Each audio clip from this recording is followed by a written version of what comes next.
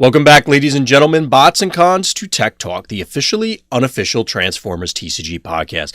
I'm joined, as always, by Scott of VictorSigma.info, and I have officially been dubbed by chat the dastardly villain of beard scratching. Correct. And by me. Yes. Somebody actually did say that in chat. It happens to be my wife. Okay. But anyway, we're back, and because our last episode ran for a bazillion hours, we never got into the second half of our completed Siege 2 evaluation, I guess, or the conclusion to the hot take segment. But before we get into that, there was actually a couple of interesting news items that have come up in the last few days. And I guess they'll be old news by the time you hear this on other media. Yeah. In fairness, yeah. And we already covered some of it already in other media, but that's okay. Yes. I mean, well, speaking of that, because that kind of segues right into things. In case anybody's unsure what we're talking about, the big news recently was what has been officially dubbed Energon Edition Wave 1, or Wave 1 Energon Edition. I'm not sure exactly. I probably should double check that. So this is a set of reprints, specifically alternate art reprints, among a bunch of other things, in one, I don't want to say all-inclusive, but boxed set. And as Scott had mentioned, we did do a quick write-up over on VectorSigma.info, got a bunch of our thoughts on it, and I'm going to openly admit that I missed a major portion of this when I wrote it up, and I realized it today as I was putting everything together for the overlay, specifically that you get a box of Wave 1 included with all of this, effectively. Yes. And Scott, you're laughing because you know what I was talking about offline. I'm like, I don't get it. I don't understand what's going on. Like, I can see the value in the cards based on the secondary market and all this stuff, but I didn't know you also got a box in addition to it. So that certainly changes things for me. If anybody has read my description of it, you can kind of throw it away and replace it with, yeah, this seems really awesome. Good. Yeah. I'm assuming you're of the same opinion, Scott. You're going to run out and buy 10 of these? I don't know about 10. Probably so you're saying 15. Yeah, exactly. 10 isn't enough. Yes. I mean, I've had a lot of offline conversations about this over the last week. Essentially, I don't see, like, how do I explain this? Like, I guess I don't see the negative value in it at all. I mean, like, clearly it's a good deal, quote unquote. Oh yeah. But I guess some people have just said it's a good deal if you have a way to not care that some of these are duplicates to what you already have, or like you like alt arts, or, I mean, to be fair, the art is awesome. And the not to digress too much from your point, but I really like the new card layout. I don't want to say that I like it better than the standard one, but there's something very pleasing about just the framing of the entire card, the character cards at this point. It's something I have to get used to. I also I think both sides are foil. That's what people were saying. Yeah, I think, as well as we're going to get, it's on a different, well, it's plastic. It's not card stock for the character cards. And then we're getting foil battle cards for the first time, which is also really cool. There's a bunch of unique things that, as I mentioned in my write-up, and these are all things that I expected would hit the available, or would be available at some point in time. And I think it's cool to debut it in this fashion. Yeah, I just assumed it'd be like prizes or something like that, but I'm definitely cool with it being this way. Absolutely. I mean, the value on it is just incredible. I mean, I think I calculated it out to be like the secondary market value is like close to $500. I could easily see that, yeah. So, especially as Wave 1 has become, the set itself is becoming more scarce. It's not exactly easy to just show up and get it. I'm pretty positive it's technically sold out at the distributor level. Right. So any stores that you see like that still have it are just it's the product they ordered and haven't sold yet. So, but at a distributor level, it's sold out and or more than MSRP. So, at what not MSRP, but like whatever you would normally get product at that level for. So, Right. And it still contains all your staples. The foil cards aren't the most stapley of staples, but like Yes. but you're getting a box. So I mean, for a player just trying to get into it, or one that doesn't own everything, it's a great value. Now that I would, yeah, so. Go ahead. Sorry, I didn't mean to cut you off. I mean, I would buy it anyway because I like all cards. So yeah, I'm definitely now considering it given the additional value, and I think what you brought up is important because that was something specifically that I had mentioned in my write-up prior to realizing that there's other parts of this on top of what we already saw that I think I could, if somebody came up to me at a tournament and said, wow, you guys are playing Transformers, I love those, blah, blah, blah, what's the best way to get into the game?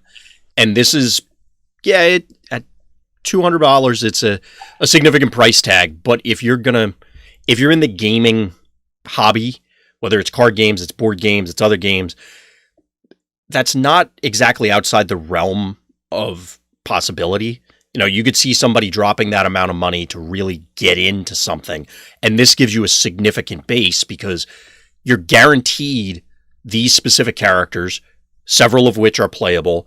You're probably going to fill out play sets of battle cards between what they provide and what you're going to open. You get these sweet boxes and damage counters and all this stuff. Like it feels like a very all-encompassing package that you can just say, yeah, that thing, go start with that. That'll give you a baseline. Yeah, I agree. I mean, two of these characters are extremely hard to get. So, I mean, and then the others have all seen play mostly in some shape or form. So, right. Yeah.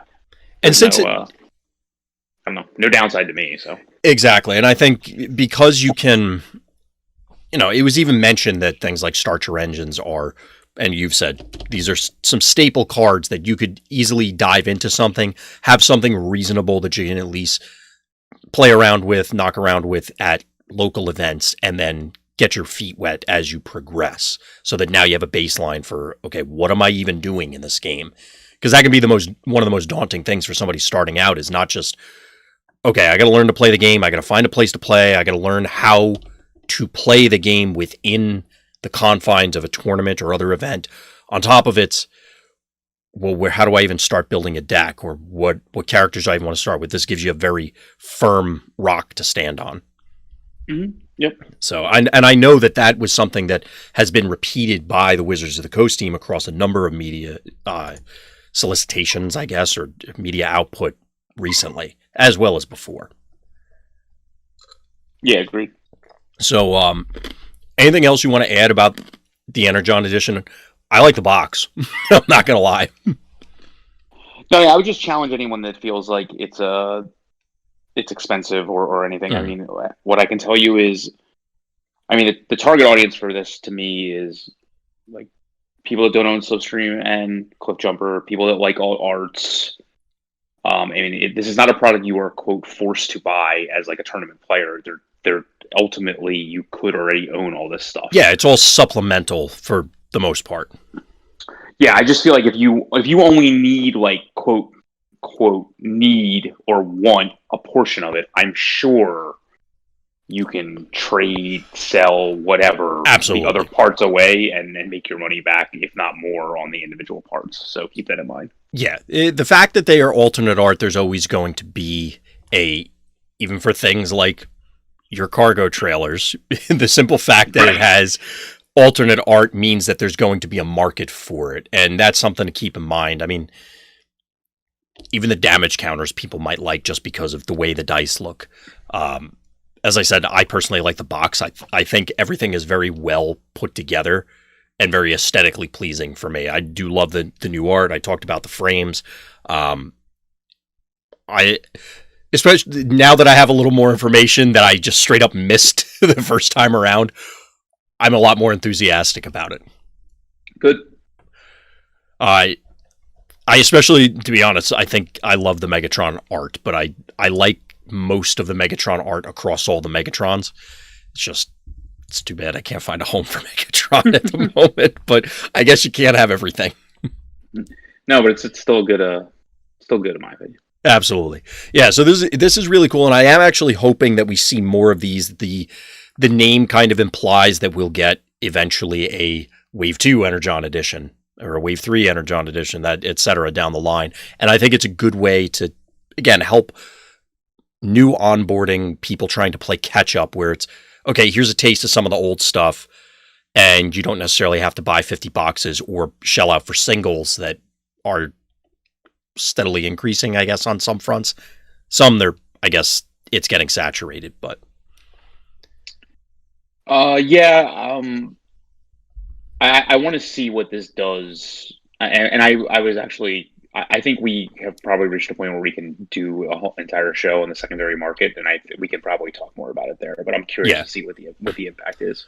I think it'll be good to check in on that topic in a few weeks after this is hit, full distribution, to see where things go, because obviously the speculative nature of it now, of everybody trying to figure out exactly what you were just saying, is going to probably send prices all over the place for a little while. Yeah. Well, anything else you want to add about this particular piece, Scott? Nope. Sounds good. Then we'll move on from Energon Edition to one of the other notes that kind of snuck in there, I guess. I was out of the loop for a little bit for the last few days, but this actually was discovered, or I'm sure a lot of people saw it, but I saw it tweeted out by Landon at TCG Rollout that John Shork said, "One more note, if I may. We have our slate pretty well set through next year, and rotation is not on it." So that's probably as firm of an answer as we can possibly get, that we're not going to be seeing rotation in 2020, which I think a lot of people were looking towards, not necessarily looking forward to, but just, well, this is a thing that's going to happen eventually. When's that other shoe going to drop? So is this expected for you, Scott? Like, do you think they should be doing it sooner, or do you have any opinions either way? Or is it just, it's a thing, this is what they said the rules are? I mean, the regular part of me would say the latter, but I mean, honestly, like 2 years is not a long time. So like, right. I think it's fine. I mean, I think we just have to see whether or not there's an effect of like too much natural power creep, where just the cards just keep getting better because there's just more of them, or there's like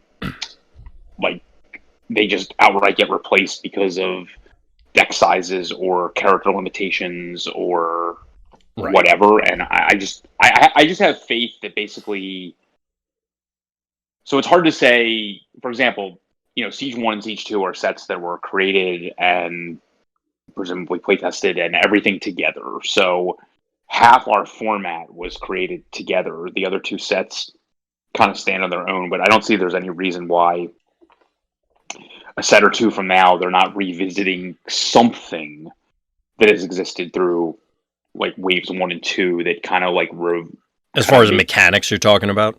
Yeah, like if you go back, I don't even know if you still can, like go back and listen to really old, like as we were reviewing some of those waves, we kept saying things, for example, like oh, we have to wait to see if there's combiner only battle cards, and there aren't. But there's no reason that like as soon as if they would make like a subset of a set in the future that was focusing on that, for example, that would revitalize players that hadn't played with some of the Wave 2 cards for a while, and if they focus again on more like tribal cards, you're going to have the tribes from Wave 1 come through again. Like there's ways to basically avoid that power creep type situation just by having cards that constantly revitalize the format. So I don't have an issue with it at all. I think it may be. Oh, sorry. I mean, I think just some characters just aren't going to see play because they're just not as powerful as other options. I don't think rotation is going to change that. So right. I mean, it could, depending on obviously where you cut off and then what the supplemental sets at that point. But yeah, there is kind of a benchmark and some characters or cards may just not be tall enough to ride the ride, no matter what changes.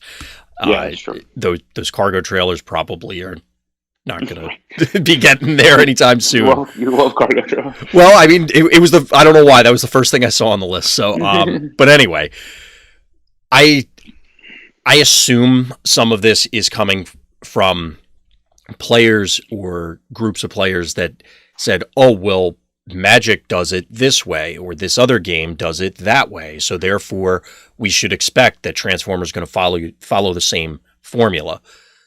That doesn't necessarily have to be the case. They've obviously played around with a number of different things.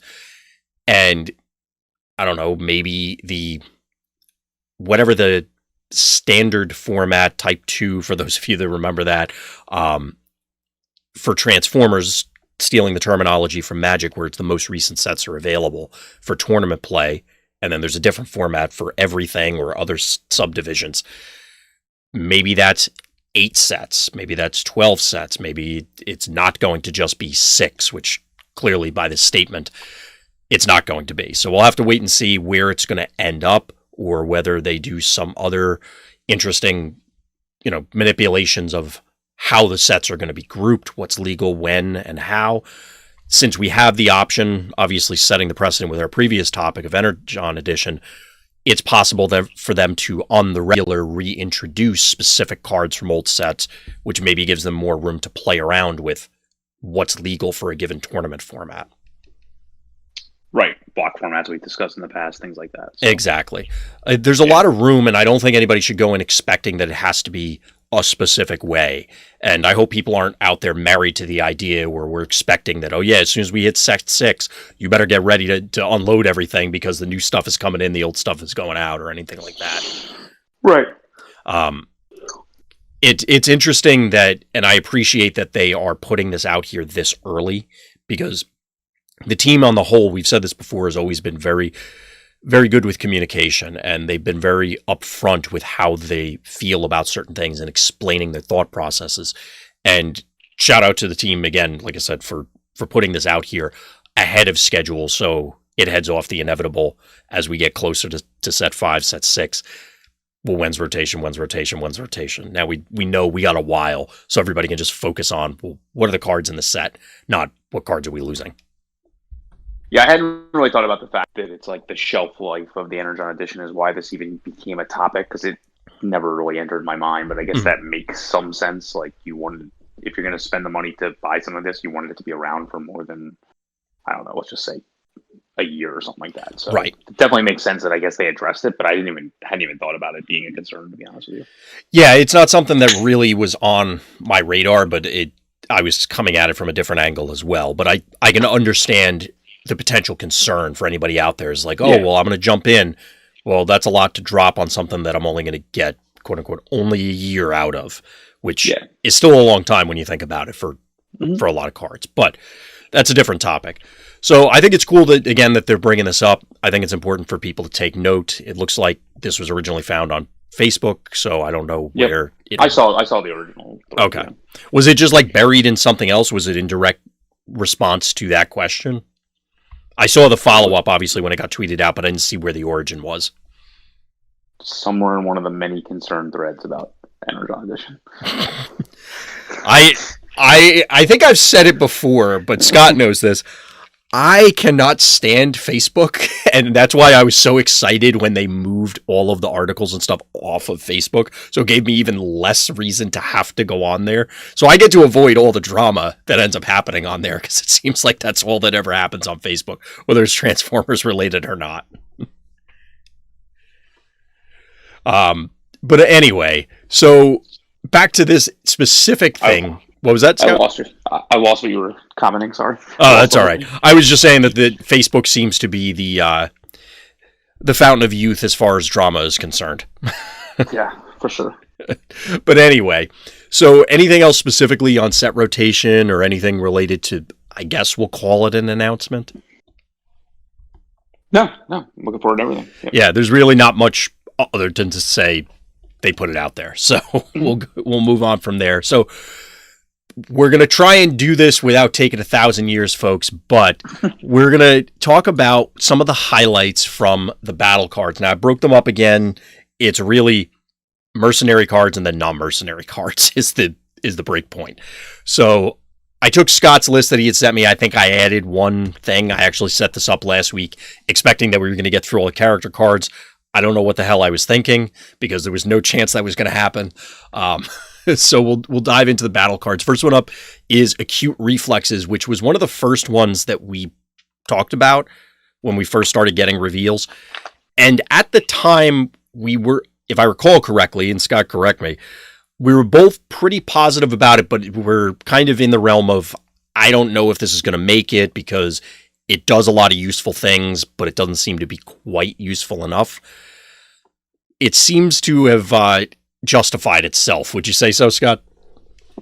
Yeah, for some reason, we thought +1/+1 as a, let's just assume you are always getting it, like, wasn't good enough for some reason. So yeah. I don't know why. But... Well, I think part of it was we were fine, and I don't know. I didn't go back and listen to remember exactly what we said, but I think it was more along the lines of, like, we didn't know how consistently you could ensure you have this. But yeah, +1/+1 in the utility slot as close to all the time as you can have is pretty good.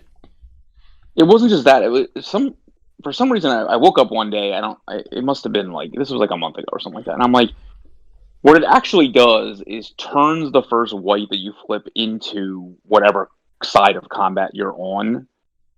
Like, if you think about it that way, and the fact that, like, I guess I just hadn't thought about the fact that, like, well, you're getting a white, so you're automatically flipping 2 battle cards anyway. But right. The thing when you flip a white now is basically, like, you're basically trying... We'll put doubles aside for a second, but, like, say your deck was all single whatever and whites. You're basically trying to net 3 out of the white. You're trying to get 2 more of the color. Right. And you know, so you're basically +1. Again, not counting doubles. Which is obviously not a real thing. The numbers usually work out even better than that. But at its basis, you're trying to get to from 2 to 3, essentially. Well, this takes you from 2 to 4, because the white also gives you the attack or defense. And, like, when I started to really, like, say, like, oh, well, that's literally 100% better than not doing it. There was really, like, this is like, and I'm getting focus out of the deal, like, yeah, to help me get there. So then I started modeling it, and it's just way better than not. It's just way better than anything else at this point. Yeah, like, unless you actually are playing a deck that, like, needs a specific utility or wants a specific utility, like, I'm pretty sure you should try to find room for these as your utility of choice, or, like, you know, unless your deck, like, somehow doesn't need it because it, for some reason, the characters you're using somehow doesn't interact with focus well. Like, there are certain examples, but yeah. I mean, it isn't an insignificant cost that you do need to ensure that you're going to be triggering this, because while focus 1 is strong, you do, as we were saying, you do want the +1/+1. That's maybe not the... I'm going to say it's more important than the focus, but the focus is still really important. Not really sure how to phrase it, but we'll leave it at that. It's still...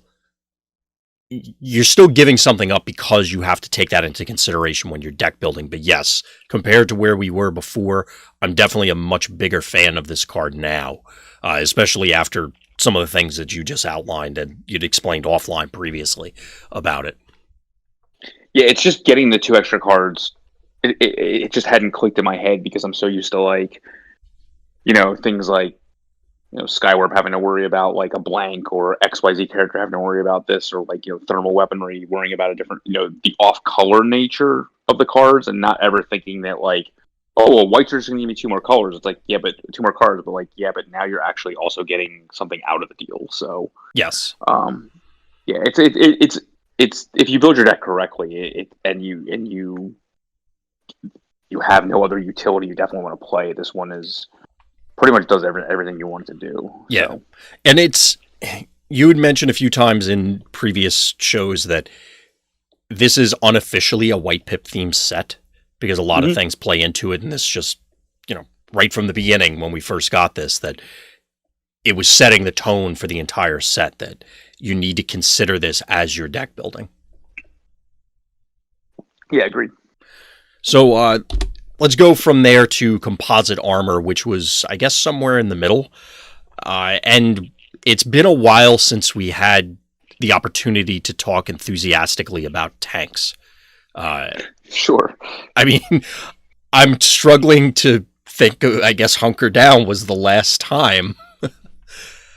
And this card, I don't know if it's necessarily going to be the thing that, like, this is where everything turns around for tanks. But if you're running a tank, like a worthwhile tank, any of the, as I said earlier, I want to play Megatrons, here's a really good reason. This is going to influence things. I'm very anxious to see if it's going to have as big a splash as I think it will. Yeah, what I like is how it seemingly combos with so many different cards. So I mean, this turns. I mean, it's a grenade launcher on Demolisher. Like, let's start there. Like, that's obviously the best target for. Assuming you're playing in a heavily orange deck, of course. So I assume you're not playing Demolisher in blue. That's gonna get weird. I mean, you have some blue, like Hunker Down, things like that. But let's just say, so like if your turn is Hunker Down this, and I don't know, draw 2 cards, and also play a grenade launcher, like, and like that's not inconceivable considering the number of cards that you will see in a deck like that, and like then you're getting basically like essentially +8 before you even start flipping the initial 6 that he flips normally. Right. So, I mean, that's the obvious and most powerful application of this. But I mean, there were 2 good tanks in this set with the Lord Megatron and Impactor. So, I mean, there are just better tanks nowadays, and this card plays double duty on offense and defense. Absolutely. Like, I even forget that it has the black pip thing on defense. Like trust me, I forget that a lot. Yeah, but it's like it does enough positive things. You don't necessarily have to have that, but it's pretty good. Mm-hmm. There's opportunity for more damage there on defense, which is rare. So, I mean, this pretty much does everything you want it to do, assuming you can find a home for it. I can't imagine any deck with. If you're playing an orange focused deck for some reason like Demolisher is your only tank, I still think it's powerful enough just for its pips and for just how powerful it is on him. I just don't think it's going to be as powerful unless you can find a successful tank based aggro list with 2 tanks or more, obviously. Yeah, agreed. I mean, I agree with you about the singular, because somebody had asked this offline, talking about just in general, I guess, where the conversation kind of drifted towards singular characters in a tribe. So like a single tank, do you run Composite Armor? A single whatever, do you run whatever the tribal card is? And I agree with you that I think this is worth running, especially in an aggro shell, that you landed on your tank, great. You do fantastic things. You don't. You're running Bashing Shields. You're running other things. The card can turn into a live card in other scenarios. It's not this intensely awful drawback that it is for a single character. So in a number of lists that only have 1 Optimus, you still run Ion Blaster. Now, granted, there's a number of other reasons why it's there. It does unique things. It's blue, blah, blah, blah. But it's a similar principle where you can find uses for those cards even if they technically can't be, well, they wouldn't be able to be played if your only tank got eliminated. It's not you're drawing blanks later in the game necessarily. If it's your main character, I agree. I just don't know how easy it's going to be to fit it in if like you have a 4Y random aggro deck and Demolisher happens to be in it type of thing. But right. It's the combo potential with this that makes it so. It's the ability with Hunker Down to get out of the scrap. Well, of course, it's so powerful. So I think the numbers on this are, if we talk about grenade launcher just having a 4 there, well, there's 4 stats there. It has 2 pips. It has another ability, and only 1 drawback. So just from a sheer numbers perspective, it seems to be in this card's favor. And I mean, I tried playing tanks at the very first Transformers event that I played in that was constructed. it didn't go well back in Wave 1. I'm hoping that changes now, because this card seems like it's putting them on the spot. Or putting the Yeah, and like I spotlight said, there's 2 perfect tanks to fit with it in this set, so. Absolutely. Yeah, I'm expecting big things out of tanks. Don't disappoint me, guys. Come on. Anything else for Composite Armor, Scott? No, it's very solid. So, one that I added that I don't think was on your list, Scott, was Medic's Protective Field. I felt obligated to call it out because this is additional force fields in the blaster deck. Like, I felt like I was responsible. I had to do it. So I put it on the list. I mean, you'll see play because of that. I mean, that's probably the end of it, to be honest, from there. But like I said, I felt obligated that it had to be there. I mean, I actually really like it, sort of. Wow, that's a bold statement there. Well, how do I say it? Like, I wish it was a utility. I hate the fact that it's armor because it doesn't have any numbers on it. I mean, you could make the same argument if it was in the utility spot. A lot of utilities now they're at least giving you a +1 attack. I mean, that's fair. It's Safeguard is a very easy ability to get around, and by making an armor, you're making it even easier to get around, for example. Yeah. Like, I really like this card with Detritus. Like, putting on Detritus can just really cause your opponent to have a lot of insignificant turns. Mm-hmm. The problem is it's very easy for them to just get around Safeguard by using any direct damage ability card, anything like that before combat, and then so you can't. It's very difficult to rely on. I like the ability as something like, oh, by the way, on your first attack, you have to attack my guy that has Safeguard. He's only going to take 3. But the combo potential with Detritus is so high that, like, I think you can veer into that territory because I think, and we talked about this last time that we really got into it with Safeguard, was, I mean, anytime you can actually get the ability to go off beyond that first time is just hugely impactful. I mean, it's basically, if that happens, I feel like you got to be winning that game. I mean, there are scenarios where you won't, but you'd be hard pressed to lose a game where you're getting multiple safeguards out of this, or multiple safeguards. Period. Yeah, out of the same character. Yeah, agreed.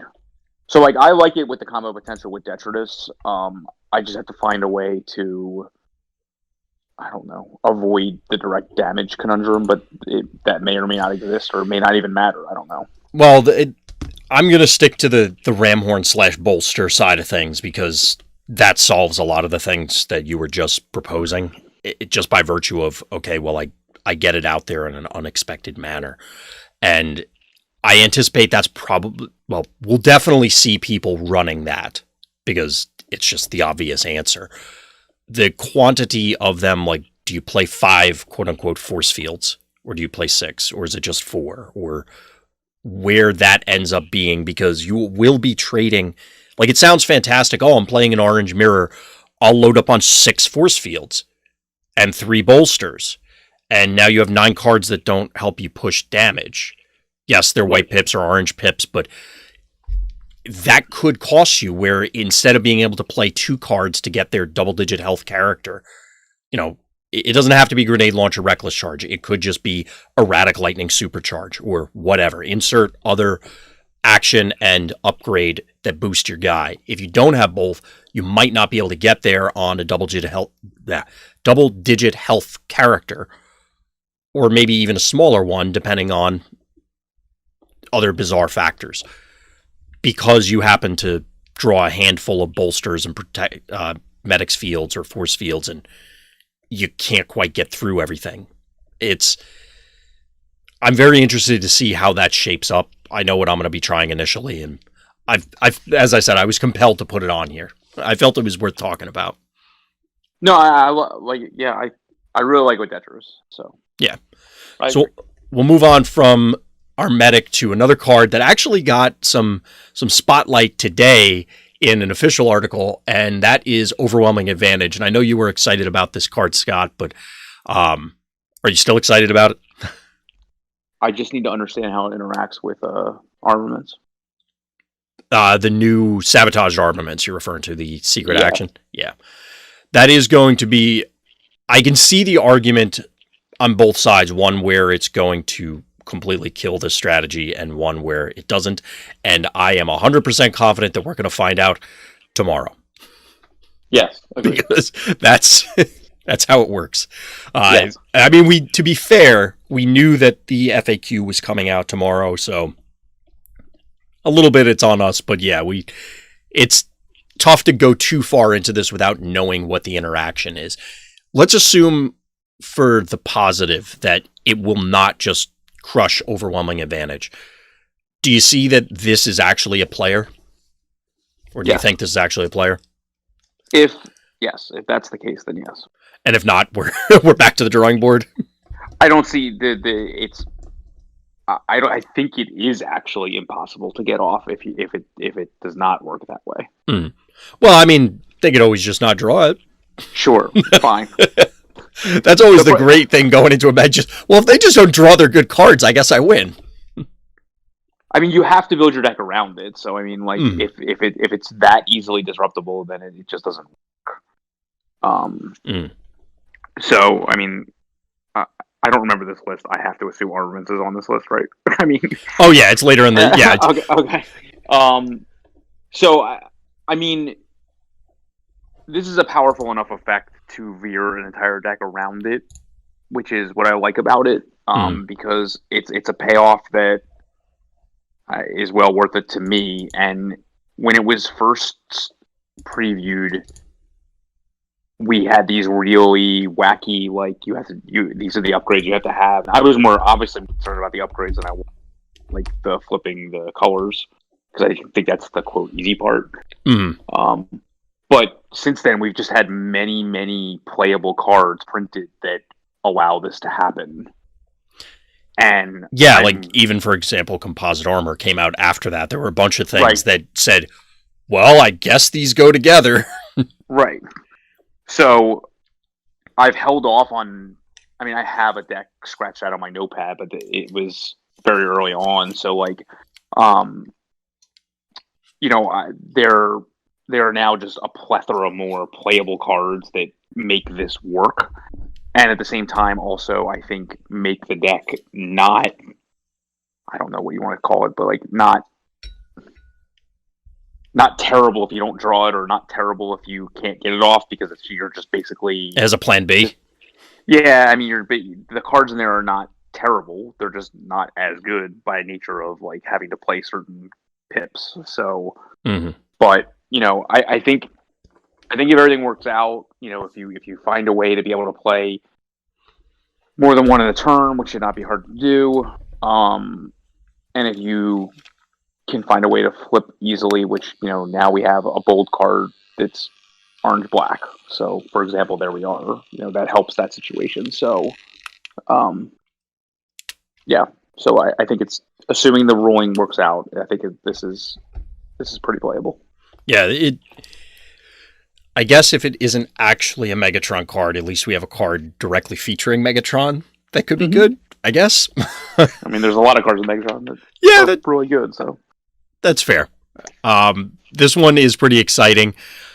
I appreciate the exchange that was going back and forth on Twitter for what the deck name would be called, and naturally it's all sound effects.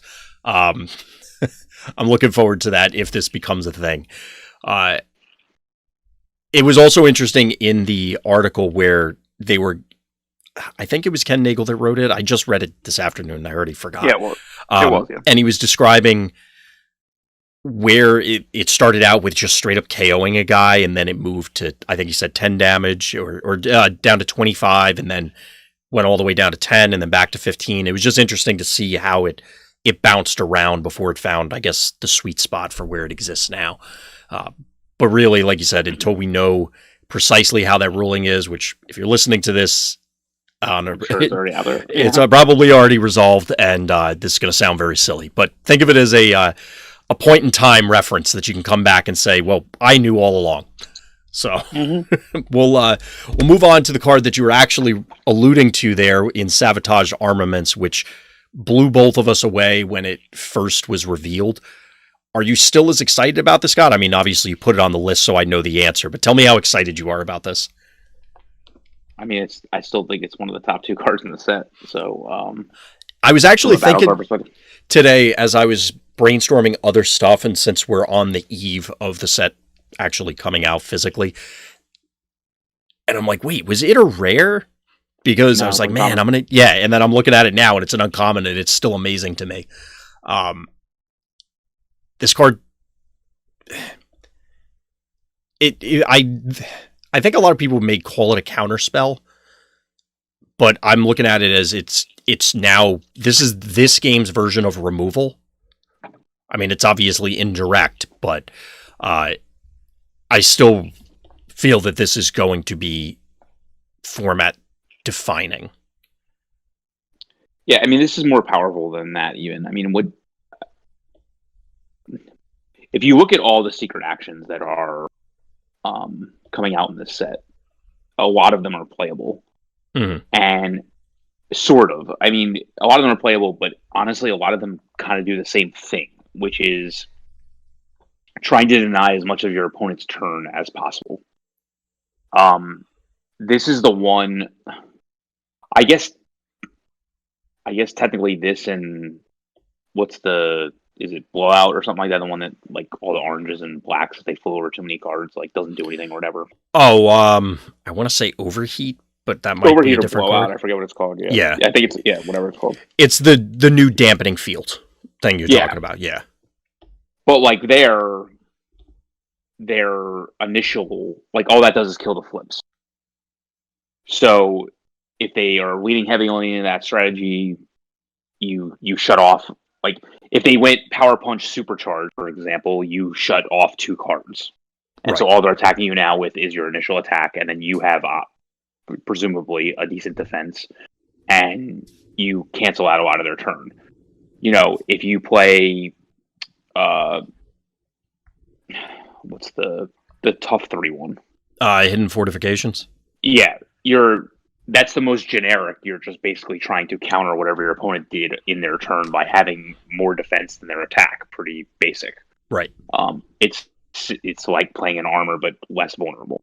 So this card has the most potential to actually do even more than those, if you can imagine, because if your opponent, in a typical strategy prior to this set, there were a lot of turns where your turn was like, I am playing this action in order to get an upgrade. And an upgrade was typically a weapon. So if you treasure hunt into a grenade launcher and you walk into armaments that destroys the grenade launcher, you essentially just took your opponent's entire turn. Like, I know they got an attack, but it's presumably worse. It may actually do nothing, especially given... I mean, yes, you would have, as the defensive deck, invested your action, but if they did that and you already had an armor, so they didn't play a Bastion Shield because they played their weapon, or they did others, you'll have other things that combined with your flips, your opponent may just literally bounce off. Right. So this one has of all of them that are coming out that, again, essentially do a lot of the same thing, which is trying to deny as much of your opponent's turn as possible, compared to Infiltrate, compared to Jam Signals, things like that. Like, this one has the most potential to just literally blank your opponent's entire turn. Right. So I won't use the phrase, but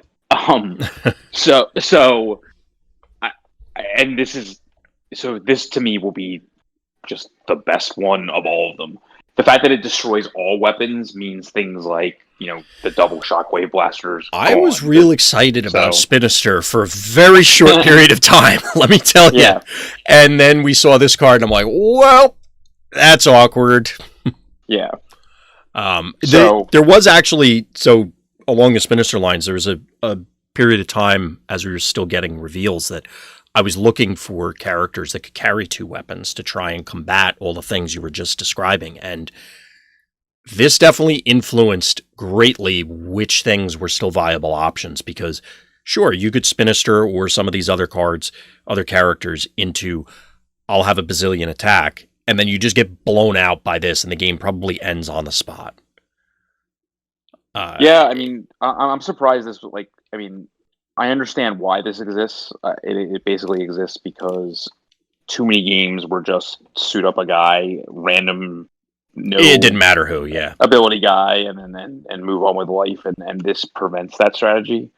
So, and I think that's where they wanted to. I think in a character-based game, you need the characters to be differentiated from one another, and a card like this existing will help push that. Gotcha. So, Chat's giving us an update on something. Dan's in here saying that there were rules announced during the recording because that's us. He said he shared it to Facebook already, so Scott doesn't need to worry about that, but I don't know which that he's referring to because there is a delay. I'm sure he'll chime in a second and correct me, but yeah, as far as Sabotage Armaments goes, this card definitely changed a good portion of what I was thinking. There's a large update. All right, I'm gonna try and skim this while we're we're taking a look. It's fine. If we can catch it and squeeze it into this one, we definitely will, folks. If not, you'll definitely hear from us about it. So, anything else you want to add for armaments before we moved on, Scott? No, it's insane. Yeah, this card seems really strong. I can't imagine anything blue is not going to be running it because I can't think of a matchup where it's dead. Even against other blue stuff, it's like, oh, blow up your Energon Axe. Well, that's pretty good. This update is exactly what we asked for, defining the turn sequence, things like that. So this is great. Ooh, but nice. I'm not going to read too much about it. But okay. I guess that'll explain our overwhelming advantage question momentarily. I mean, not directly, like that specific example is on here, but I'm sure if I we would be able to 5 minutes and thought about it. Exactly. We could figure it out because now we'll know exactly when certain things activate. Yeah. So I'm glad that is finally released because that has been a challenge in some of these oddball scenarios. Mm-hmm. So let's move on to Sturdy Javelin, which was, again, another late reveal in the entire spoiler season. And I think the last one. Yeah, I think it was actually the very last card. And it was a good one to close up shop on because this is another card that I don't want to... It's not at the level of, oh my god, how could they possibly print this card? But this card seems really strong. Like, it's... I guess maybe it's a half above where it should be, so because you can't have half numbers or anything, as we talked about before, it ends up being above the curve, but not, like, obscenely above, I guess. Where do you stand on this thing? Do you think it's obscenely above the curve, Scott, or do you think it's just merely really good? I think it's obscenely above the curve. Okay. I mean, as I'm thinking about it, it's there again, like we were talking about with acute reflexes. It's not as though there are no drawbacks. You're going to be wanting running range characters anyway, but are the range characters ones that you're going to want to expend your upgrade to be able to plasma burst? Most of the time, yes, but it's not strictly, oh yeah, I'm going to blindly slam this, I don't think. Or do you think it is that blind? If it's the character you're about to attack with, it seems like you should just slam it. But I don't know. I mean, if we want to say the only detriment to the card is that the character has to be attacking, then that's the same detriment there is for any weapon. Fair, that is true. So I don't know what the negatives are at all. It just, I mean, I really like this card, so I'm trying to find things to balance it out so it isn't just us gushing about it, to be honest. But there are certain aggro characters that are melee, and so that's the negative about it, is that they don't like it. The +2 is really, really underpowered. I mean, you're getting a white primary laser, which I guess is better than a blue primary laser in a aggressive deck. So I guess, yeah. So there is, if one of your attackers is melee, or I mean, I think in aggressive decks you're going to want to be playing. The decision point is erratic lightning versus this. Like, say that aggressive tank deck that we were discussing earlier. The tanks are primarily, although Demolisher I think is melee in bot mode, but a lot of them are ranged. So do you just slam a regular weapon or this? And I think there's actually a decision to be made there depending on the scenario. Maybe that decision will be obvious every time because it's just, I need the +3 to get there, or no, I want to go shoot that guy. But I'm expecting it to find obviously a much more easy home in any kind of blue shell, because then your little guys do anything for that matter. Like their attack actually does something. Yeah, exactly. I mean, there's no, and it doesn't have to be on it's on a target wherever you want it to go. Yeah. It doesn't even have to be the guy that you're punching, which is amazing. Yeah. Now he's ranged in both modes. So who is? Oh, Demolisher is only ranged in bot mode. Yes, he's one of the negatives about yeah, it. He's. Yeah. That's why I was specifically calling him out, because I think every other tank is ranged. Yeah, that's one of the negatives about it. But I mean, I think you want to be playing this card. I mean, the only there's no negative to this card at all. There just isn't. I mean, this is, like I said, Armaments was number 2, I think, or whatever, or maybe number 1. Like this is 1 or 2. Right. This is probably 1, like, just because there's so many different ways you can combo with upgrades. Mm-hmm. One of which we'll be talking about later. Yeah. So, whether it's like Reclaim, whether it's one of those, like, there's just so many ways that you can get back upgrades that are efficient, and you're probably playing anyway, that, like, the quote downside that you have to throw this is not even a downside in that situation. So I mean, I'm sure the thought entered my head is that being a downside, but we've played plenty of Plasma Bursts. This is a Plasma Burst with a pip in basically every scenario where you're going to care. Obviously, you're going to be constructing the deck to ensure that you have maximum chances to throw it. I don't know. I don't see that really as... Yes, it's a drawback, I guess, but it's not really going to come into play. Yeah, I don't know what the situation would ever be that you wouldn't want to throw. Like, I just can't imagine what that would be. Like, where you're just like, I'm just gonna hold it or something. I think it's just going to come down to you can't for some reason. Yeah, like you had to.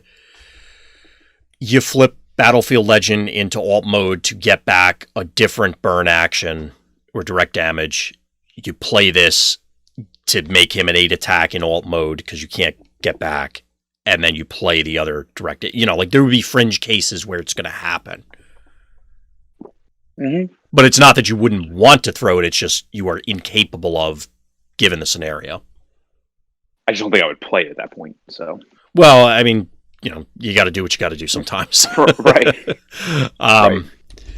So that actually was the list of non-mercenary stuff. So let's dive into the mercenary ones, which also have a significant impact.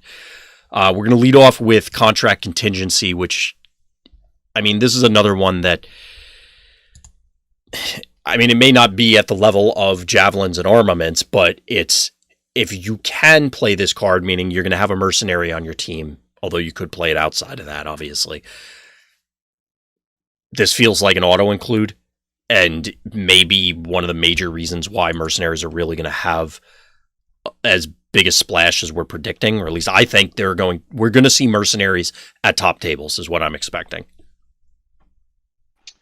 Yeah, I didn't even realize until later on, after we first saw it, that you can give the +2 to anybody if the mercenary is dead. So there's no downside to this at all in any deck that's running them, other than essentially it's quote blank. If in a lot of situations, as pip colors, if the Pierce 2 doesn't help you, I think it'll.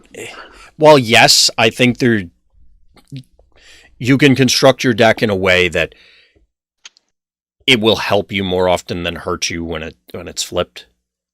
Yeah, and I think it's possible.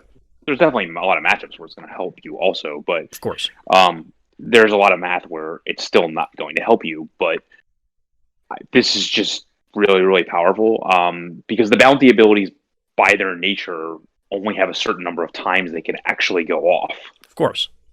So getting the ability to have that ability go off at a more constant rate and at a better time, where this can do a lot more damage than sometimes than the actual bounty ability killing a guy, because you can use the bounty ability to do something that will help you later to kill the main character, for example, or the more juicy targets, like you would say. Right. Like, yes, it's also like you obviously have to kill guys to make the bounty ability go off. So you want to be, but you want to be killing an easy target, like whatever their minor character is. But like, you're still at the end of the day, probably you're forcing yourself to use an attack on a character. Probably would rather, like, given an option of kill off this Micromaster character, attack the main character, like just killing off the Micromaster character to get a bounty ability may not be worth it. But if you factor this card in to attacking like the main character, now you're getting the best of both. Exactly. And then obviously you're saving that bounty for later on, where you can continue to produce value. Right. So your opponent at that point is like, oh, well, he's probably just going to kill my guy because he's going to want to get this Nightbird ability off to do whatever. Whatever it is. Like, obviously, there's scenarios where this will work out in the favor of killing the minor character anyway. But, like, that being said, this just opens up a lot more options and hurts your opponent a lot, because you just have total control how this plays out. So, right. Yeah, like I said, I expect that we're going to see at least some mercenaries showing up in successful lists, and this is going to be a key component of it for very obvious reasons. And the fact, as you were elaborating on, Scott, or explaining, that it's never dead. You could always just play this, even on somebody totally unrelated. It doesn't matter, just to get there. This card could have easily been super terrible. Like, some very minor changes in this card would have probably been awful. But instead, it seems like it's going to be an auto-include in every mercenary build. Yeah, no matter, like you said, like no matter whether the character is your main, whether it's your minor. I mean, the way I look at it is basically it just says +2 attack and do the bounty ability. Yep. I know there's the thing where you have to do 4 damage, but like, I mean, you could easily have that happen. You should be doing the 4 damage. You're clearly not going to play it if you're not going to. You just don't play, right, you just don't happen. Like, I think you're just wasting it. So, right. Plus your character is going to absolutely just get killed, and you just have to get lucky. But I just can't imagine that's going to be the situation. Like, any of the decks centered around the mercenary character or character should, I mean, this is the reason why you're probably doing that. And then, like you said, like, even if it's your minor character, to get some of the cards we'll probably talk about later, it's still worth it, in my opinion. Yep. So let's talk about one of the other mercenary editions in Dual Wield, which, if nothing else, it provides such a unique ability that I expect we're going to see a lot of it initially in the life cycle of the meta. I expect we're going to continue to see it in some capacity at the very least, simply because, well, I've had turns with things proxied up where it's like play armed hovercraft, recur an armed hovercraft, which doesn't sound spectacular, but you're still photon bombing their board. Right. Like, that still seems okay. And that's not even necessarily the high end that you can do. Obviously, somebody's going to live the dream and go Energon Axe into Energon Axe or something like that. Or having one already and then do other stuff on top of it. Given that a number of the mercenaries are ranged, hence the armed hovercraft example, this feels like it's again going to have a home just because of how unique the ability is. Yeah, and I think part of what we tend to forget is that technically this can go on anybody also. Like, if you just have a hand that's like, I'm not going to play a second weapon on my guy because he already has one, like, you can just play dual wield and give that guy the ability to hold a second weapon. You just don't get the weapon back from your scrap pile. So it's obviously, you have to have both cards in your hand. And like, I guess we're tending to think of a later game scenario where you draw this off the top. So like, you get your play like on the mercenary. It's insane. So like on anybody else, it's just like you have to have the weapon, but like that doesn't seem that hard to engineer. Absolutely. So even it's never a dead card in a situation where you just want to totally suit up a character, it just becomes like a new designs. Well, not really. Is it? No, it just gives you the ability to have another one. So you have to have a weapon. But right. What I like about it is for other characters, for example, is like you don't usually want to like play an enforcement batons replacing like a real weapon if you are given the option. This gives you that option. Right. Yeah, so the utility aspect is going to be interesting. Yeah, there are fringe scenarios where like this is just good based on the cards you have in your hand, and it shouldn't be that hard to engineer. I think the green weapon scenario is probably the one where this will see the most like universal play. It still has to be in a mercenary deck, but can help out the other characters just because you're like, I have this extra weapon and my mercenary's dead, or I have this extra weapon and whatever reason, I just want this guy to do something. Yeah. Because it's probably, one of those other random characters otherwise is attacking for like 1. So suit him up and get in there for something decent. So after I kind of thought about those types of scenarios, I just have been auto-including this as a 3 of again in my mercenary decks or mercenary featuring decks. Because I can just see scenarios where it's going to come into play often anyway. So I guess the only downside again is that both these cards are double, so you're not slanting yourself towards one color or another, and it's taking up a lot of space in your deck. Yeah, that is going to be a concern going forward, but I'm sure that'll work itself out as we play test more. Right. So other than that, there's no, and like obviously this is insane on mercenaries, like totally insane. Yeah. So it's gonna. Good. It doesn't cost you your upgrades play, so you get to play a second weapon. So you don't have to have the weapon there. So I mean, in that scenario, I guess it's air quotes new designs, but since you're going to have a much wider, or you should have a much wider set of options because of the way this game works and putting cards into your scrap pile, you can choose the best thing as opposed to just whatever you happen to randomly draw off the top in conjunction with the new designs.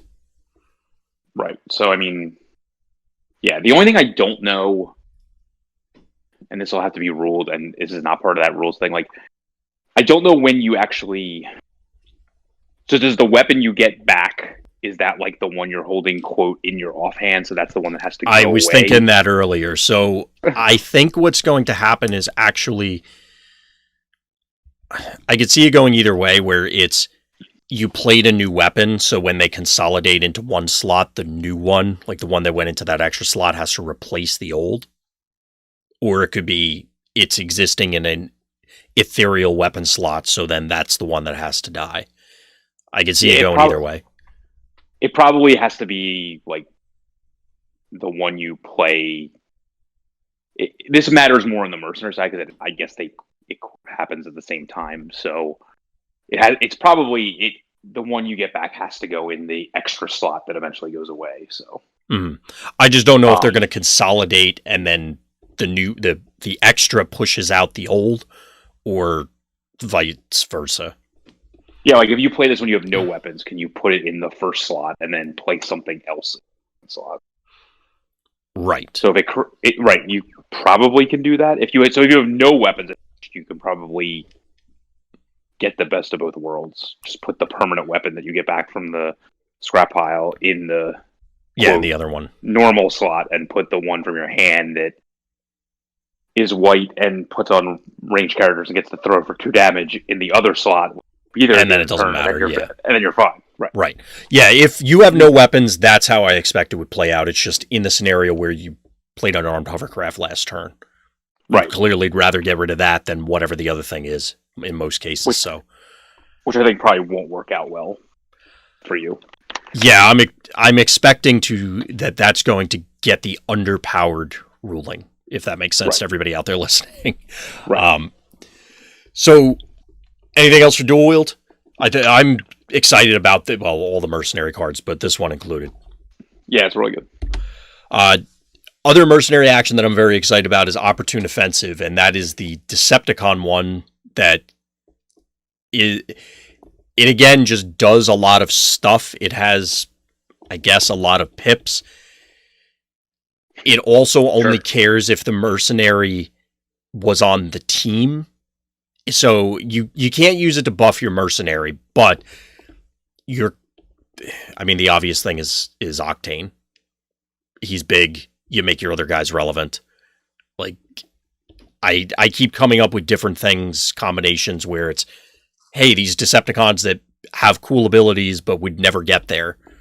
Now all of a sudden they have the option to get there against any type of deck because it's the stapling a leap onto a surprise attacks and then giving you this. For very little downside other than you have to play it on Decepticon. Like, I mean, you wouldn't play this without a mercenary, so like it wouldn't, it's one of these, like, again, we talked about this at length for every, like, numerous cards. Mm-hmm. This isn't a downside. Like, you just wouldn't be playing the card if it didn't work. So it would, again, only be a situation where, like, you're playing one of the lower cost mercenaries and, like, one or two other characters in some way, shape, or form are left, and, like, they're purposely picking off the other characters so that you lose the ability to play these cards. So all you're left is the not, like, centerpiece mercenary, and, like... But wait, say that sentence again slower. For people who did the not... So they're killing off the not important characters, leaving you with, by definition, the important character. No, they're killing off the mercenary in this situation is not the centerpiece of the deck. So they're killing off the other centerpiece. So you're saying, like, it's Nightbird plus other two stuff. Other characters. Yeah. So the other guys are dead, which means you're already pretty much done anyway, and then you are continuing to draw now dead cards because Nightbird's left and she can't use this card. So, I mean, yes, sure, that could happen, but it's sure, yeah, exactly. That will happen to someone. I'm sure it will, but it's one of those that, like you said, it's just salt in the wounds to an extent. It's not like that. The strategy had already fallen apart at that stage. The fact that these are blanks just is irrelevant because you're probably not going the distance when you're in that scenario.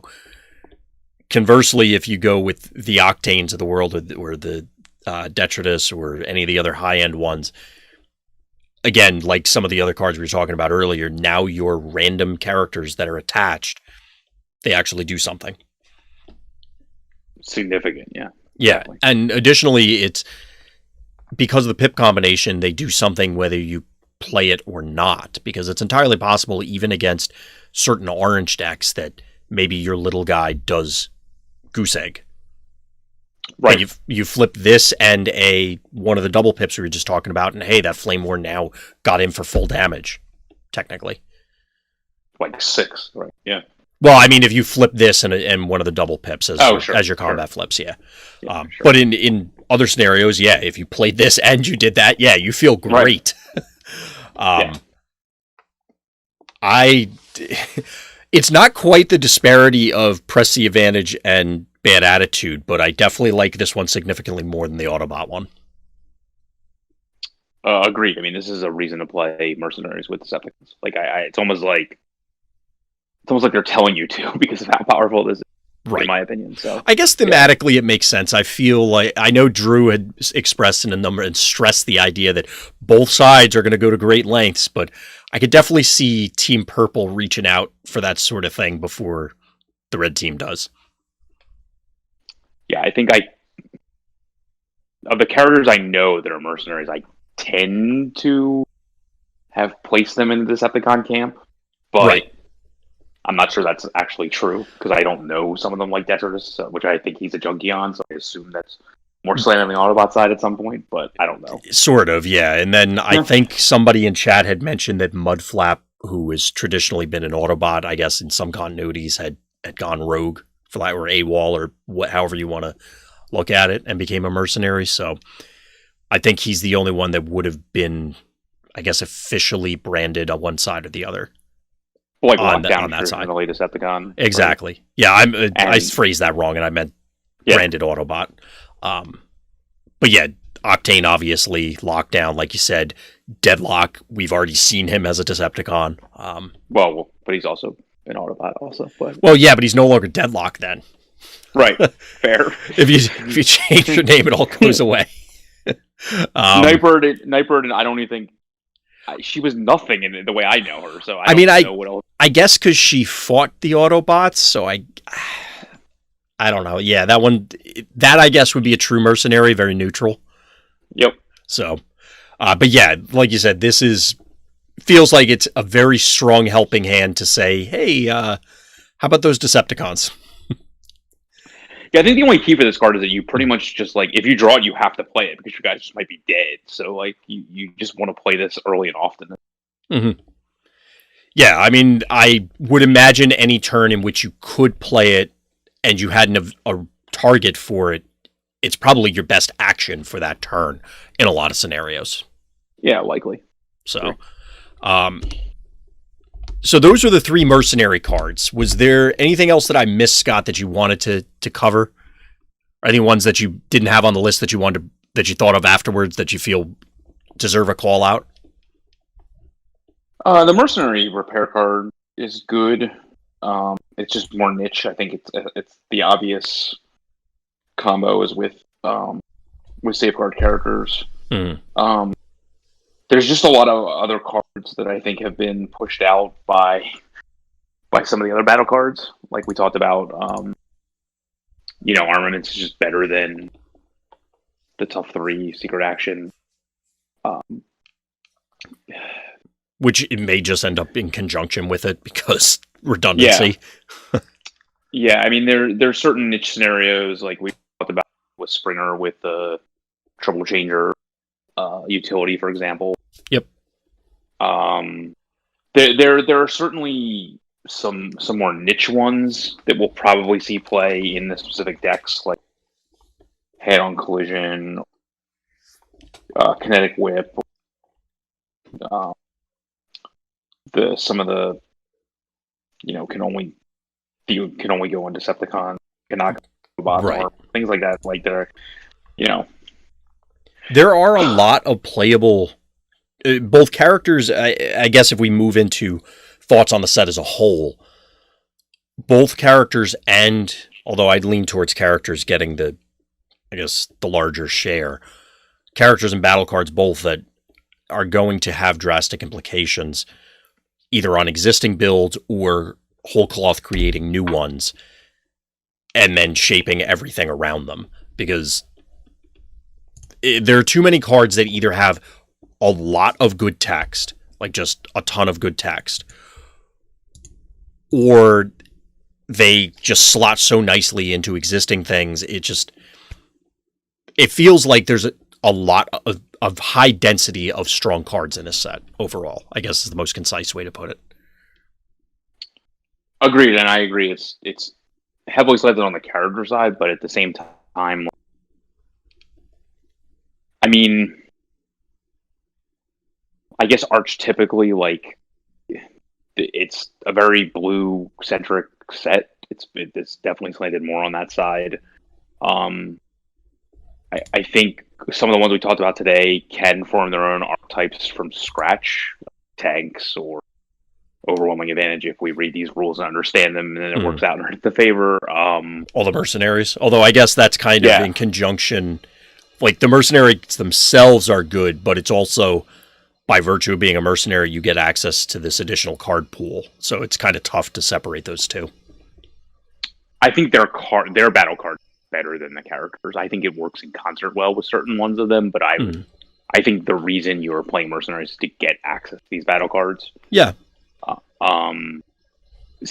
Which is like, are you playing tanks to get composite armor? Like, I don't know, but like, it obviously helps. Like, it's hard to say. Yeah, I mean, like you said, the tanks are strong. I don't know if I'd necessarily be reaching for these. Well, Lord Megatron has very unique qualities that could make a deck on its own, but I don't know that I'd necessarily be reaching for Impactor without composite armor. He definitely does some unique things, but I don't know. I don't want to say he feels understated because giving your team bold 1 is strong. I don't know. That one's kind of close for me. Yeah. Like I'm not playing, like I'm not doing anything. I'm just playing Sabotage Armaments. So like, there's nothing that's not leading me in any direction other than Right. it's really good. It's leading you in the good cards direction. It's leading me in the blanking my opponent's entire turn direction. So That seems okay. Like I'm not. I was already playing. I've heard Orm's Chant is okay. Like I was already playing similar ranged characters to what Javelin provides anyway, so it's just pushing that even more. And pushing the territory of like how much room am I putting in my deck? So like, at this stage, so they tribal wise, and this is kind of a digression, but there was a first party write up recently, last few weeks, that was talking about, it may have been in the Javelin reveal where they were talking about what the different tribes get. And it would logically make sense it was that one.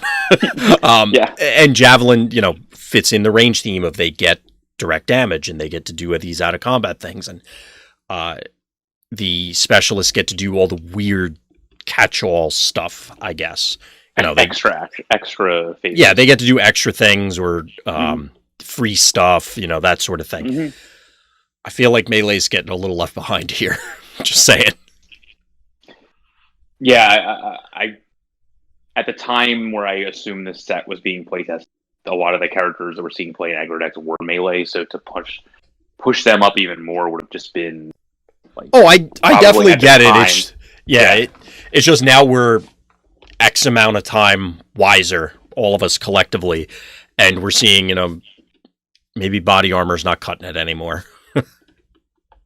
Yeah, I mean, I think they said that melee is supposed to just get better in combat stats, and I'm like, I don't know if that matters when you can do it out of combat just as efficiently. So I mean, to be fair, one of the premier aggressive characters in Wheeljack, his attacking mode is melee.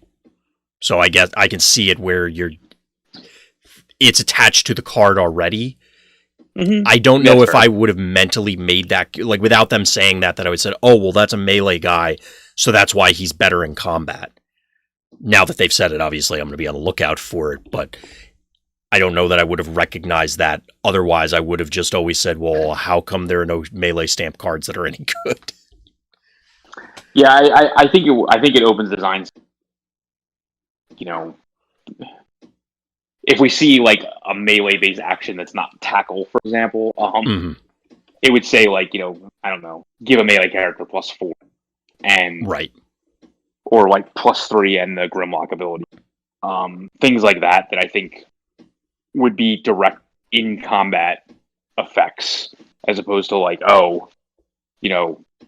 guys that are melee stamped just have a bunch of better attack and have bold. I think that's probably like when you're creating the characters and the battle cards at the same time and laying them out, you would see these things like you said, but we're probably just not, quote, looking at it correctly from that lens. Yeah, and I think that's at least in my case, I know that, I mean, I said it. That's exactly how it would have shaped up for me in the absence of this information. Now that it's a known variable out there, I can consciously be aware and be like, oh yeah, well that makes sense that we had Armed Hovercraft versus Energon Slingshot because Grimlock and Wheeljack are already gigantic. I mean, understandably, we can't just give them an orange leap that also has another plus positive ability because it would probably get nuts. But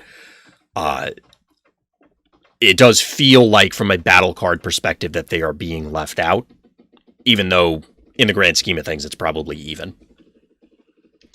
Yeah, I think your Wheeljack example is very good. Like, he does specialist things in the car mode and does melee things in the bot mode, and at the same time, like character like Barrage is the same way. Like, doesn't really do anything in the range mode, but at the same time, the melee mode is just a way better.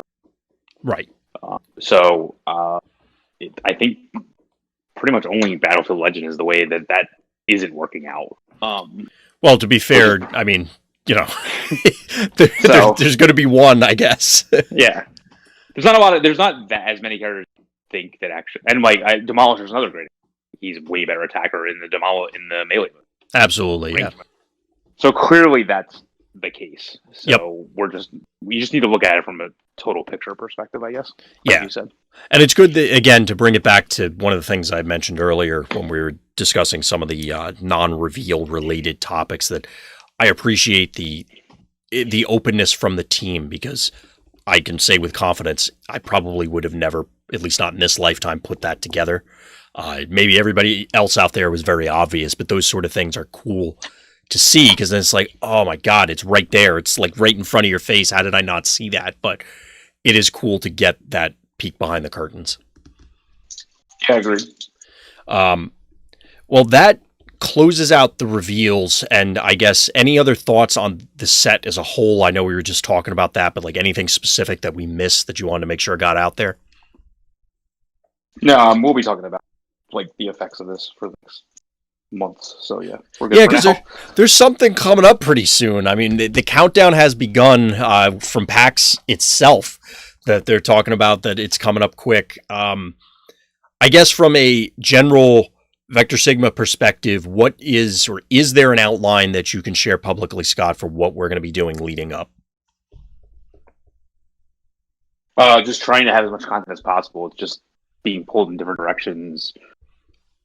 We just had to prioritize the tournament over anything.